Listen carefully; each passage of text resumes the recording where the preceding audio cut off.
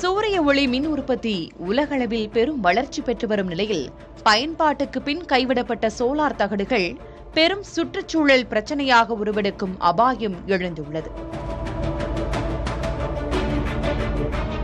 2060ஆம் ஆண்டில் கழிவு சோலார் தகடுகள் அளவு 297 மில்லியன் டன்னிலிருந்து 402 மில்லியன் டன் வரை உருவாகும் என மதிப்பிடப்பட்டுள்ளது.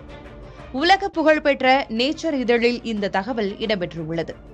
இவற்றில் பலவிதமான ரசாயனங்கள் இருக்கும் நிலையில் 25 முதல் 30 ஆண்டு கால பயன்பாட்டிற்கு பிறகு அவற்றை உரிய முறையில் அப்புறப்படுத்தாவிட்டால் சுற்றுச்சூழல் பாதிப்புகள் ஏற்படும் ஆபத்து இருப்பதாக நிபுணர்கள் எச்சரிக்கிறார்கள்.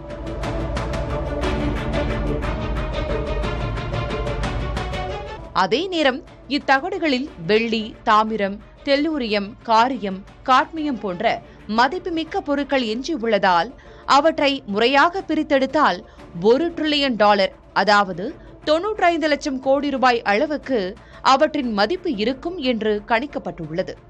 சூரிய ஒளி மின்சக்திக்கு ஊக்கம் தர உலக நாடுகள் ஆர்வம் காட்டும் நிலையில் கூடவே அவற்றை முறையாக அப்புறப்படுத்தும் வழிகளையும் திட்டமிட வேண்டும் என இதுகுறித்த ஆய்வை மேற்கொண்ட அடிலைடு பல்கலைக்கழக பேராசிரியர் ஜான் ஜூவோ தெரிவித்திருக்கிறார்.